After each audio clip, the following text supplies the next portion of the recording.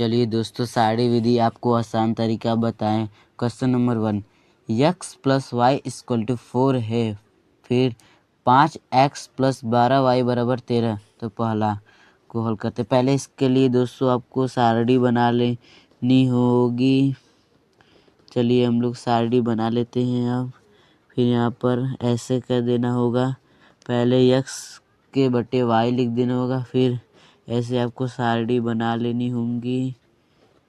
फिर यहाँ पर एक x का मान 1 रखते हैं तो क्या आता है।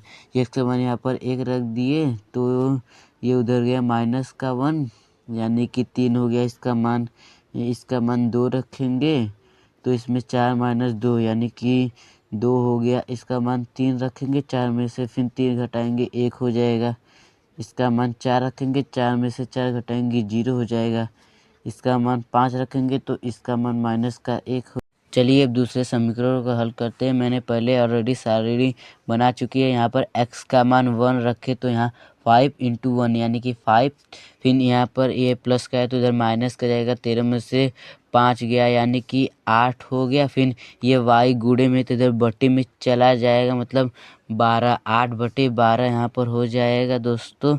फिर ये इसका मान 2 रखेंगे। 5 × 2 मतलब 10 हो जाएगा। फिर 13 में से 10 घटाएंगे तो 3 हो जाएगा दोस्तों। यहाँ पर फिर 3 12, 3 3 कम 3 3 चौके 12 यानी कि 1/4 हो जाएगा।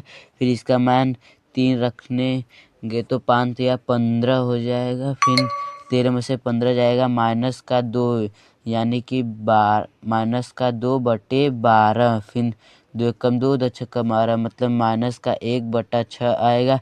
अगर हम इसका मान 4 रखेंगे तो 20 हो जाएगा। मतलब अब यहाँ x का मान 4 रखेंगे तो 5 × 4 यानी 20 हो जाएगा। फिर 20 में से 13 घटाएंगे यानी कि इधर 20 माइनस का बड़ा है तो -7 होगा। फिर -7/12 हो जाएगा यहाँ पर।